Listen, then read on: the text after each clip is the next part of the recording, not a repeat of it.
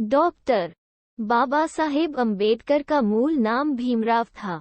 उनके पिता श्री रामजी वल्द मालौजी सकपाल।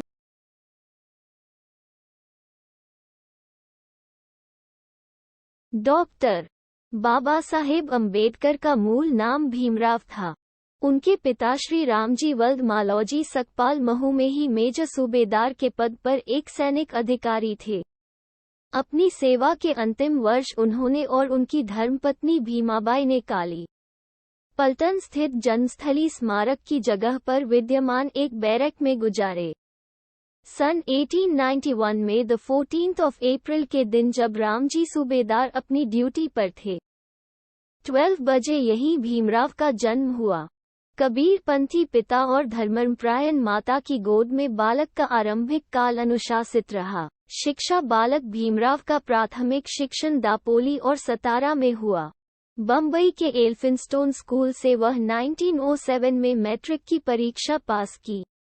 इस अवसर पर एक अभिनंदन समारोह आयोजित किया गया और उसमें भेद स्वरूप उनके शिक्षक श्री कृष्णाजी अर्जुन कैलुस्कर ने स्वलिखित पुस्तक बुद्ध चरित्र उन्हें प्रदान की। बड़ौदा नरेश सयाजी राव गायकवाड़ की फेलोशिप पाकर भीमराव ने 1912 में मुंबई विश्वविद्यालय से स्नातक परीक्षा पास की। संस्कृत पढ़ने पर मनाही होने से वह फारसी लेकर उत्तीर्ण हुए। अमेरिका के कोलंबिया विश्वविद्यालय बीए के बाद एमए के अध्ययन हेतु बड़ौदा नरेश सयाजी गायकवाड़ की पुनः फेलोशिप पाकर वह अमेरिका के कोलंबिया विश्वविद्यालय में दाखिल हुए। सन 1915 में उन्होंने स्नातकोत्तर उपाधि की परीक्षा पास की। इस हेतु उन्होंने अपना शोध प्राचीन भारत का वाणिज्य लिखा था। उसके बाद 1916 में कोलंबिया विश्वविद्यालय अमेरिका से ही उन्होंने पीएचडी की उपाधि प्राप्त की। उनके पीएचडी शोध का विषय था ब्रिटिश भारत में प्रांतीय वित्त का विकेंद्रीकरण। London school of economics and political science fellowship समाप्त होने पर उन्हें भारत लौटना था, अतः वे ब्रिटेन होते हुए लौट रहे थे।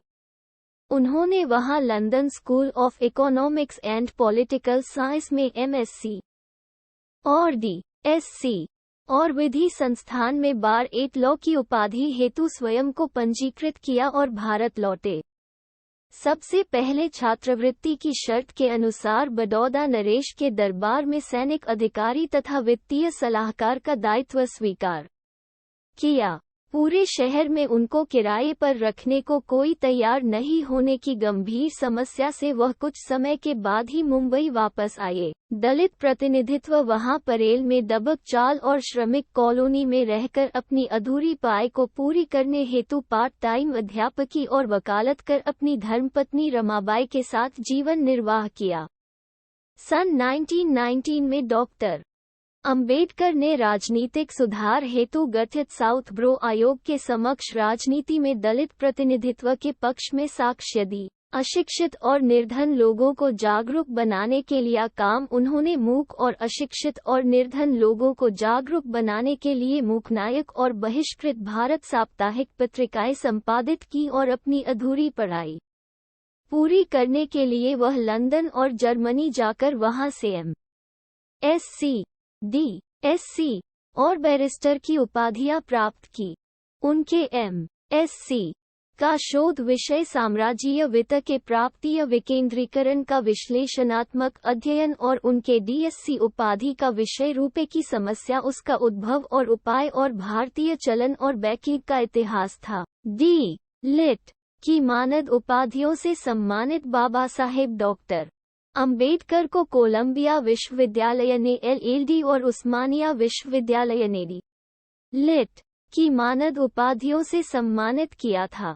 इस प्रकार डॉक्टर अंबेडकर वैश्विक युवाओं के लिए प्रेरणा बन गए, क्योंकि उनके नाम के साथ BA, MA, MSc, PhD, barrister, DSC, D.Litt आदि कुल 26 उपाधियां जुड़ी है। योगदान: भारत रत्न डॉक्टर बी.आर. अंबेडकर ने अपने जीवन के 65 वर्षों में देश को सामाजिक, आर्थिक, राजनीतिक, शैक्षणिक, धार्मिक, ऐतिहासिक, सांस्कृतिक, साहित्यिक, औद्योगिक, संवैधानिक इत्यादि विभिन्न क्षेत्रों में अनगिनत कार्य करके राष्ट्र निर्माण में महत्वपूर्ण योगदान दिया।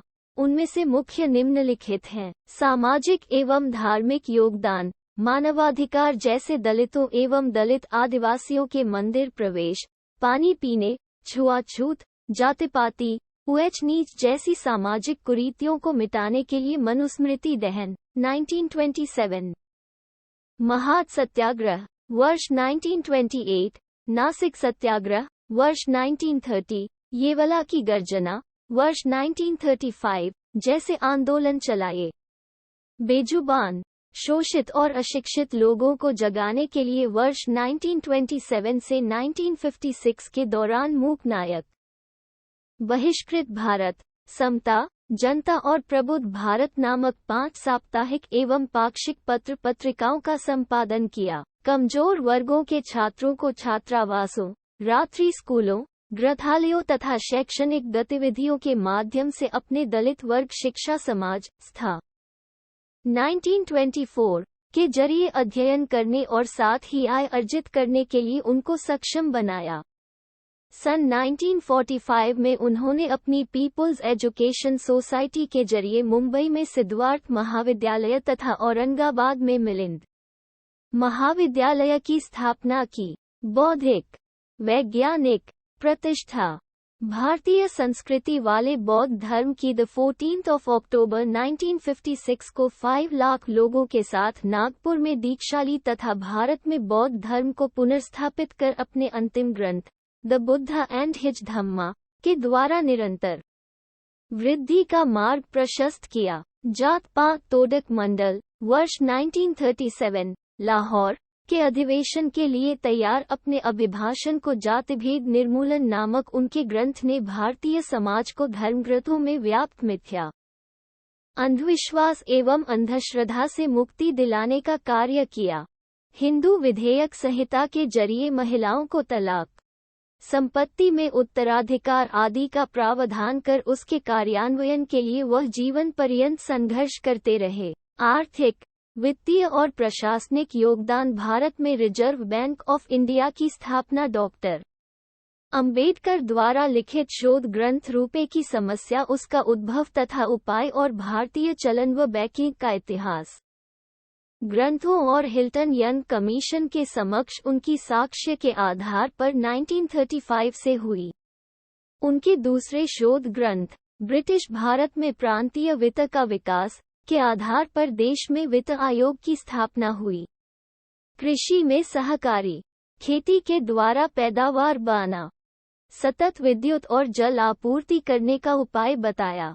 औद्योगिक विकास, जल संचय, सिंचाई, श्रमिक और कृषक की उत्पादकता और आय बढ़ाना, सामूहिक तथा सहकारिता से प्रगत खेती करना, जमीन के राज्य स्वामित्व तथा राष्ट्रीयकरण से सर्वप्रभुत्व संपन्न समाजवादी गणराज्य की स्थापना करना। सन 1945 में उन्होंने महानदी का प्रबंधन की बहुउद्देशीय उपयुक्तता को परख कर देश के लिए जलनीति तथा औद्योगिकरण की बहुउद्देशीय आर्थिक नीतियां जैसे नदी एवं नालों को जोड़ना, हीराकुंड बांध, दामोदर घाटी बांध, सोन नदी घाटी परियोजना, राष्ट्रीय जलमार्ग, केंद्रीय जल एवं विद्युत प्राधिकरण बनाने के मार्ग प्रशस्त किए।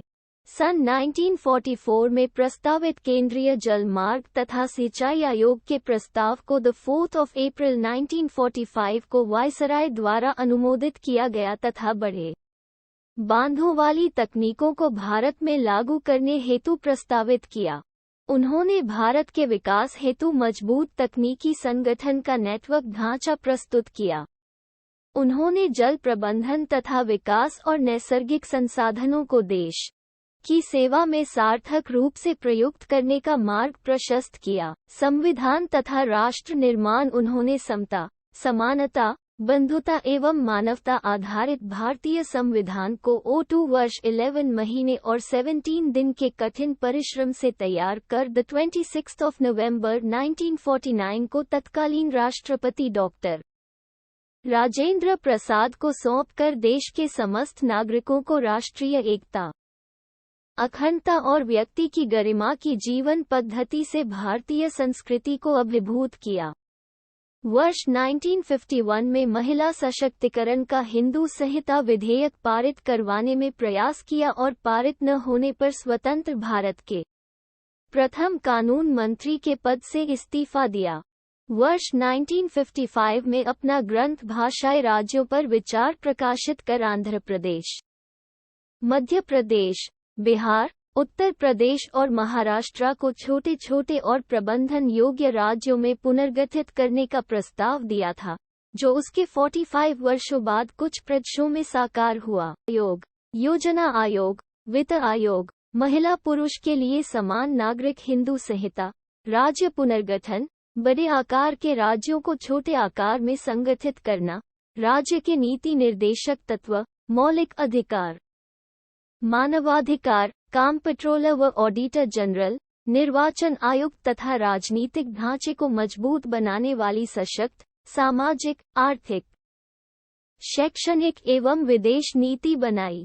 प्रजातंत्र को मजबूती प्रदान करने के लिए राज्य के तीनों अंगों न्यायपालिका, कार्यपालिका एवं विधायिका को स्वतंत्र और पृथक बनाया तथा समान नागरिक अधिकार के अनुरूप एक व्यक्ति, एक मत और एक मूल्य के तत्व को प्रस्थापित किया। विधायिका, कार्यपालिका एवं न्यायपालिका में अनुसूचित जाति एवं जनजाति के लोगों की सहभागिता संविधान द्वारा सुनिश्चित की तथा भविष्य में किसी भी प्रकार की विधायिकता जैसे ग्राम पंचायत, जिला पंचायत, पंचायत राज इत्यादि में सहभागिता का मार्ग प्रशस्त किया।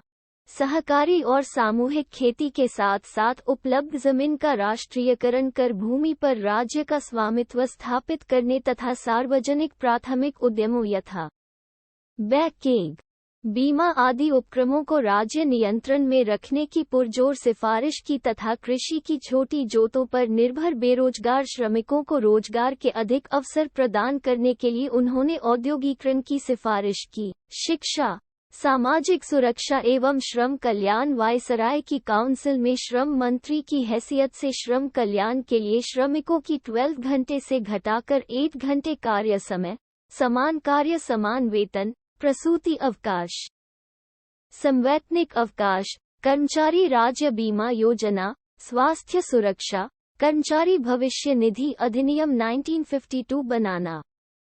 मजदूरों एवं कमजोर वर्ग के हितों के लिए तथा सीधे सत्ता में भागीदारी के लिए स्वतंत्र मजदूर पार्टी का गठन कर 1937 के मुंबई प्रेसिडेंसी चुनाव में 17 में से उन्होंने 15 सीटें जीती। कर्मचारी राज्य बीमा के तहत स्वास्थ्य अवकाश, अपंग सहायता, कार्य करते समय आकस्मिक घटना से हुए नुकसान की भरपाई करने और अन्य अनेक सुरक्षात्मक सुविधाओं को श्रम कल्याण में शामिल किया। कर्मचारियों को दैनिक भत्ता, अनियमित कर्मचारियों को अवकाश की सुविधा, कर्मचारियों के वेतन श्रेणी की समीक्षा, भविष्य निधि, कोयला खदान तथा माइका खनन में कार्यरत कर्मियों को सुरक्षा संशोधन विधेयक सन 1944 में पारित करने में उन्होंने महत्वपूर्ण भूमिका निभाई। सन 1946 में उन्होंने निवास, जल आपूर्ति, शिक्षा, मनोरंजन, सहकारी प्रबंधन आदि से श्रम कल्याण नीति की नींव डाली तथा भारतीय श्रम सम्मेलन की शुरुआत की जो अभी निरंतर जारी है, जिसमें प्रतिवर्ष मजदूरों के ज्वलंत मुद्दों पर प्रधानमंत्री की उपस्थिति में चर्चा होती है और उसके निराकरण के प्रयास किए जाते हैं।